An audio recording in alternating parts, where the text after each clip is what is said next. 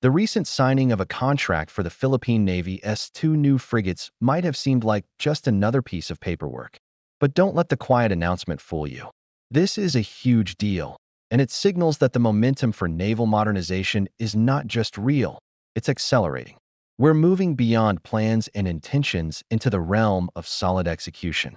While we often get excited about the number of ships or the missiles they carry, the real power of a modern warship isn't just in its steel hull. It's in its digital core, the combat management system and the tactical data link. These are the brain and nervous system of a frigate.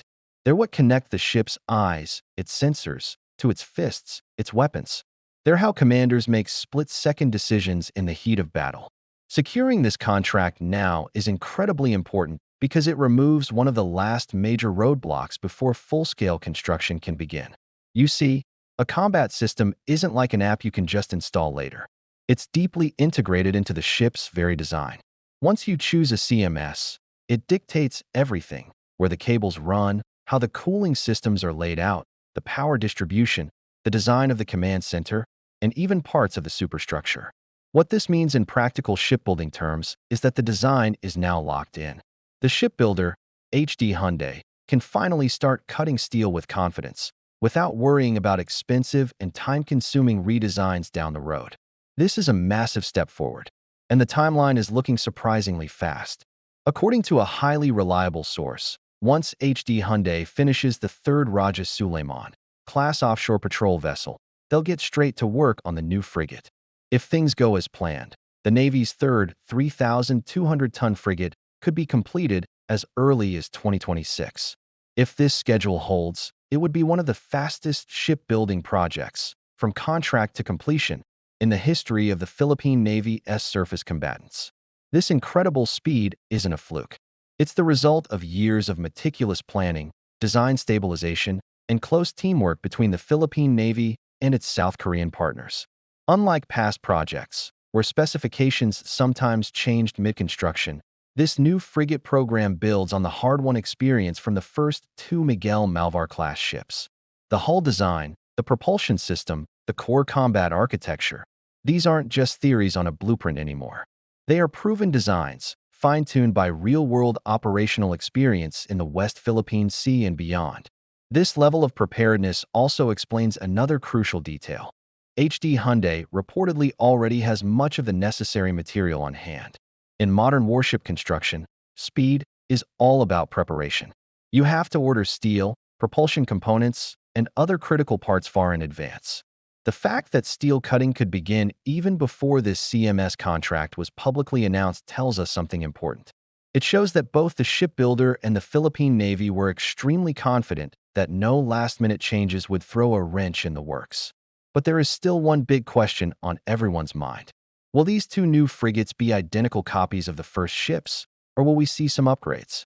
Will they come with improved sensors, better networking capabilities, or other enhancements that move them closer to a full-up frigate configuration? Any kind of upgrade, no matter how small, has to be formally integrated into the design. This isn't a simple process. Changing anything related to the combat systems requires a detailed design review, because a single modification can have a ripple effect throughout the entire ship. But the potential payoff is enormous. A frigate that can seamlessly receive targeting data from other ships or aircraft, share its own sensor information, and operate as part of a larger joint task force is exponentially more lethal and survivable than one fighting alone. So, in a way, this combat management system contract is about much more than just electronics. It's about integration. It's about ensuring the Philippine Navy can fight as a cohesive, modern, and networked force. It's about building a fleet that's greater than the sum of its parts. If the current timelines are met, the arrival of a third 3,200-ton frigate by 2026 will be a game-changer for the Navy's surface fleet. Imagine it, 3 modern frigates, working together with our corvettes, offshore patrol vessels, and other future assets. This forms the backbone of a balanced maritime force, one that can maintain a sustained presence at sea, provide a credible deterrent to adversaries, and contribute meaningfully to regional security. More than just adding another ship to the fleet, the Miguel Malvar-class could set a new standard for how the Philippines procures its defense assets.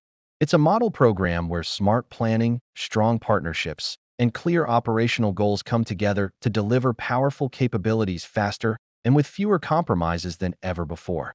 In today's world of growing maritime competition and strategic uncertainty, progress like this isn't just symbolic. It's tangible, operational capability. For the Philippine Navy, it's a clear and powerful signal that modernization is no longer just a distant promise. It is happening right now.